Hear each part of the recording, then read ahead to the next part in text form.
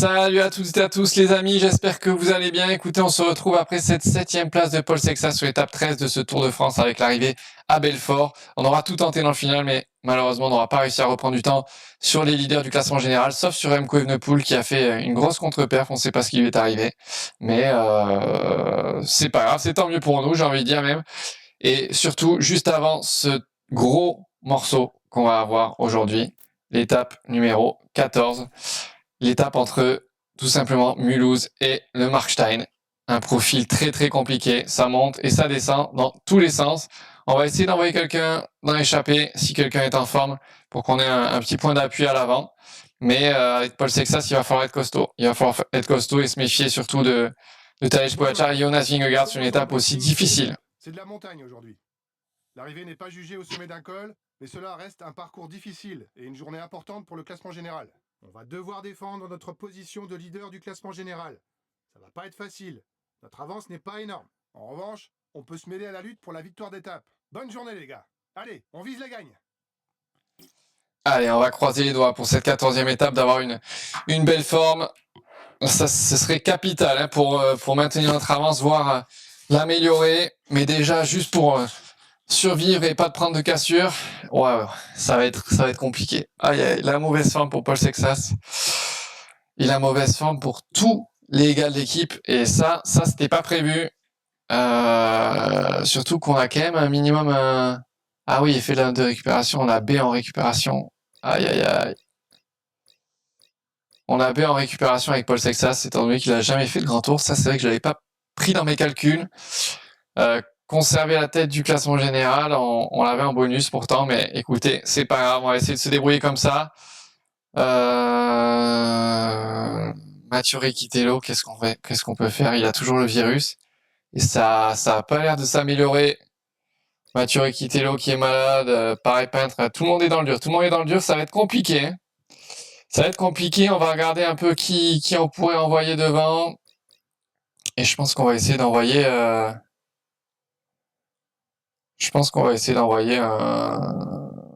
un Nicolas Prodhomme. Allez, on va prendre Nicolas Prodhomme. Bienvenue à toutes et à tous.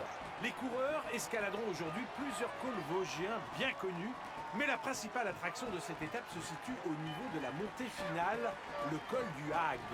Une ascension inédite sur les routes du Tour de France. Allez, c'est parti. On essaie de faire notre petite place là. Pour sortir, Remco Evenepoel est là. Qu'est-ce qui lui est arrivé au Belge hier? On ne sait pas. Peut-être une méforme, mais en tout cas, ça lui a coûté cher. Mais avec la forme qu'on a aujourd'hui, ça peut être largement pire que ça, je vous le dis. Et Tom Pidcock est sorti avec nous. Hein. Tom Pidcock est sorti avec nous, il a des ambitions.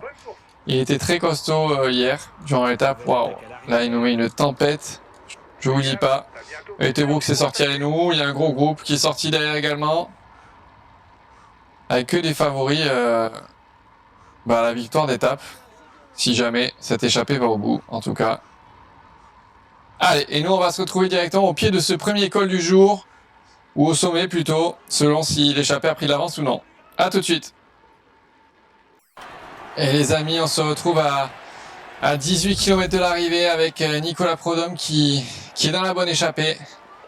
Qui est dans la bonne échappée et qui va certainement jouer la gagne parce qu'on a 6 minutes d'avance sur le peloton. 11 km 300 à 7,2% de pente moyenne. Et nous on va prendre tout notre ravito. Comme ça, on est au top, au pied de l'ascension. Avec Paul Sexas, il va falloir être bon derrière parce que le peloton est réduit à 57. Regardez, on a encore du monde. On va donner les gels d'ailleurs à tous ceux qui sont quasiment morts. On va le garder nous avec Paul Sexas le nôtre.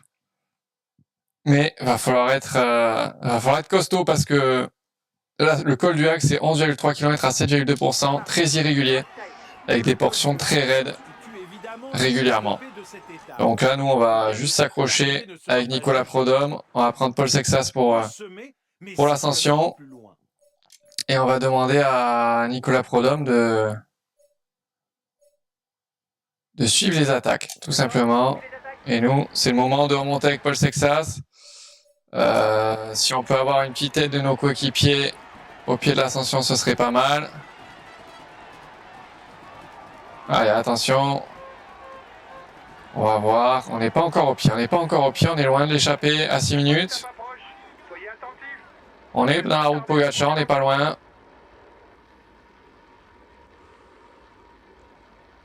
Mais ce serait bien d'avoir une barre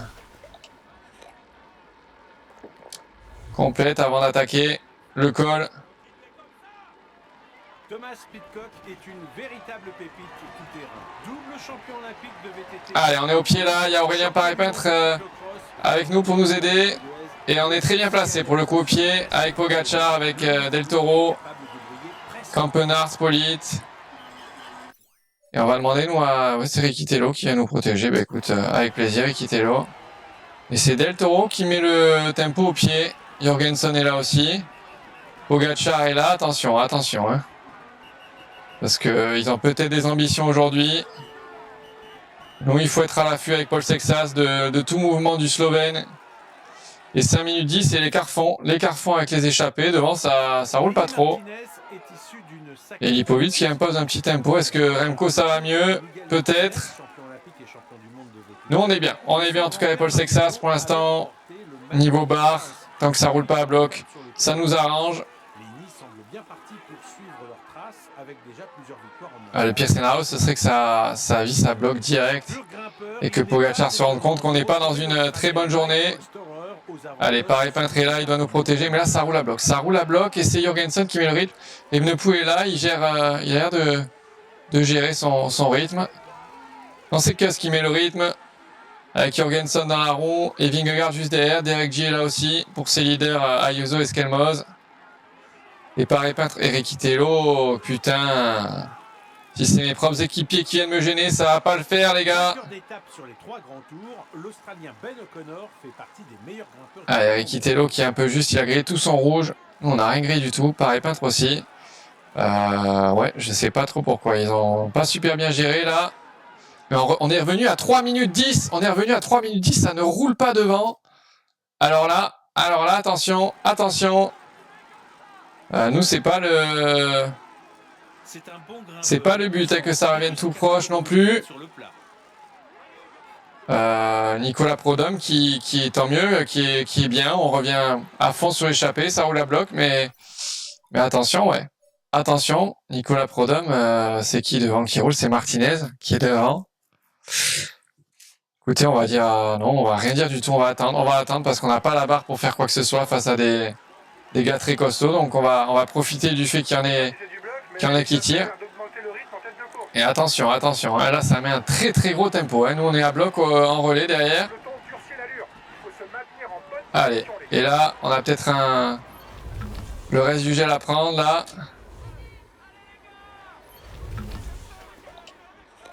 Attention, ça attaque.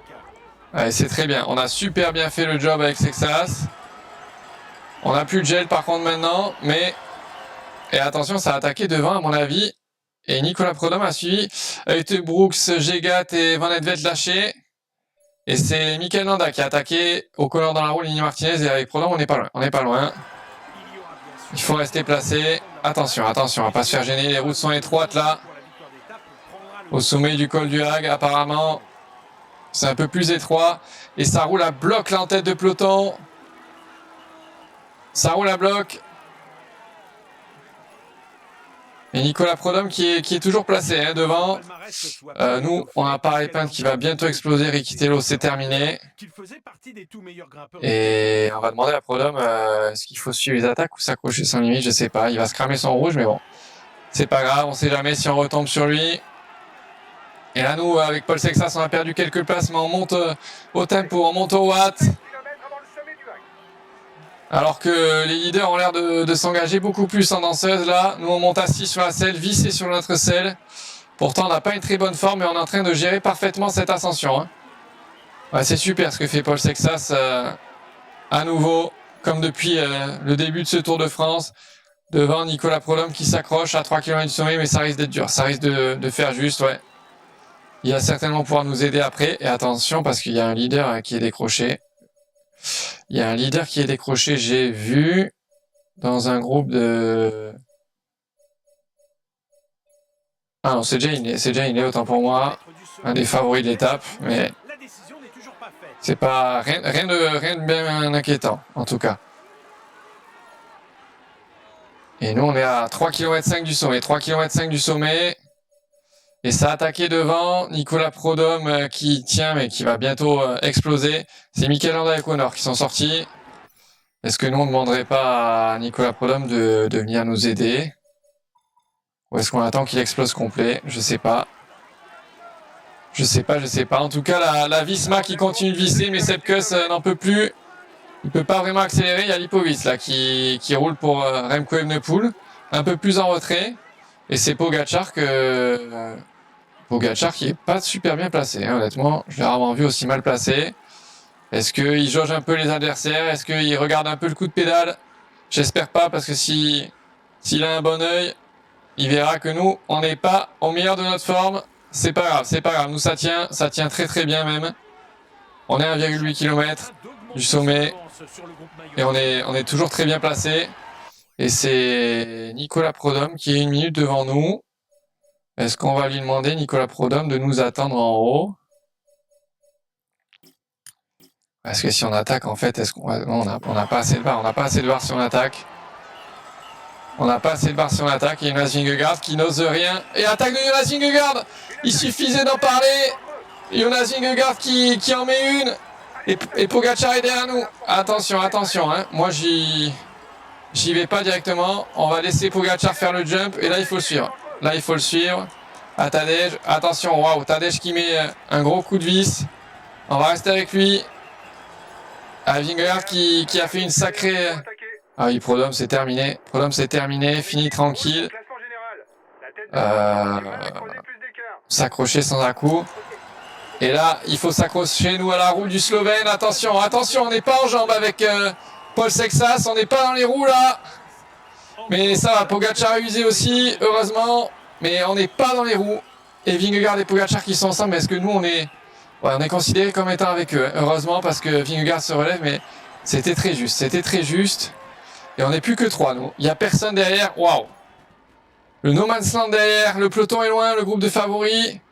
Et nous, on doit juste défendre. On n'est pas dans un bon jour pour jouer, pour tenter quoi que ce soit. Et on est dans la roue de Vingegaard au moment où il accélère.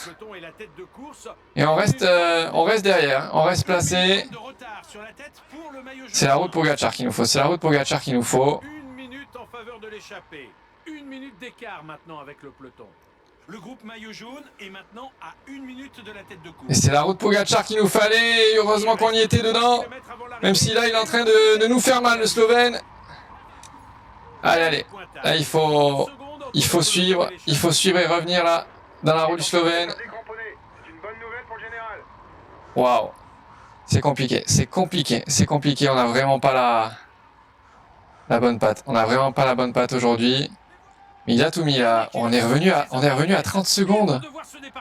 J'avais pas fait gaffe. On est revenu à 30 secondes. Et nous, on va prendre le gel rouge pour essayer d'en profiter pour le sprint final. Allez, on va prendre le gel rouge, nous.